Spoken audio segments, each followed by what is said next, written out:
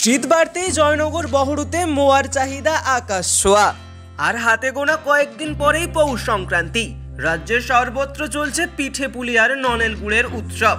এর মধ্যেই বাজারে হুড়োহুড়ি তৈরি করেছে জয়নগর ও বহরুর বিখ্যাত মোয়া। এই সময় শুধু মোয়া নয়, নলেন গুড়ের রসগোল্লা, পাটালি, বাদাম ছাপা, পায়েসের গুড় সবকিছুরই চাহিদা বাড়ছে বহু গুণে।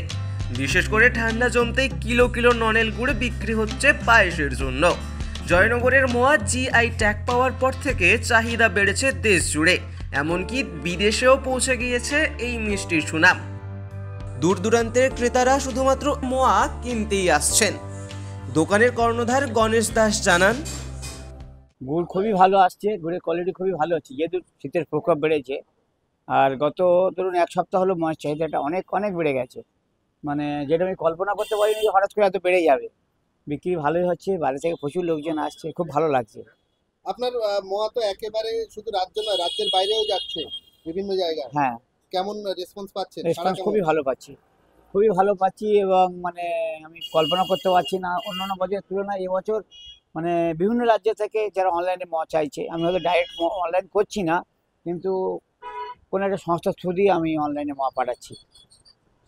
কত দাম থেকে কত দাম পর্যন্ত? দামটা আমরা মোটামুটি 200 থেকে এখন 600 পর্যন্ত রেখেছি।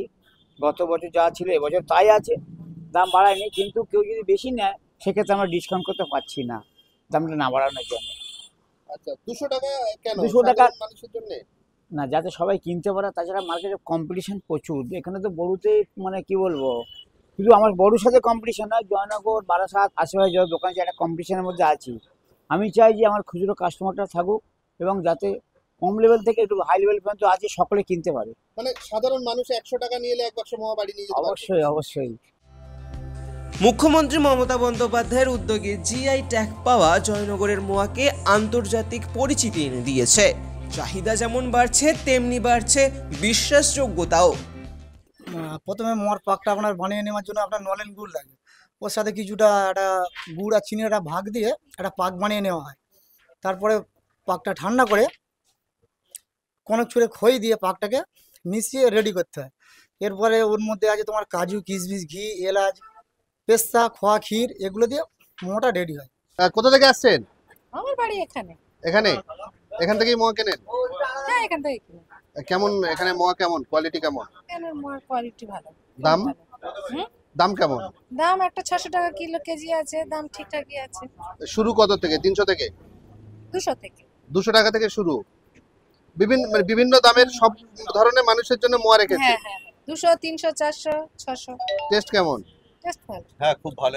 এখানে আরেকবার কিনতে এসেছিলাম, খুব টেস্টি। খুব টেস্টি। কোথা থেকে আসছেন? বুস্তি থেকে। হ্যাঁ। তার দাবি, মোয়া সম্পূর্ণ হাইজেনিক পদ্ধতিতে তৈরি হয়, যেখানে ব্যবহৃত হয় নলেন গুড়, কনকচুর ধানের খই, শ্রীঘি, বাদাম, কাজু, কিশমিশ, পেস্তা, এলাচ, লবঙ্গ এবং আরও কিছু বিশেষ উপাদান। এই অনন্য মিশ্রণই জয়নগরের মোয়াকে আজ বিশ্ববিখ্যাত করে তুলেছে। টাইমস নাও খবর।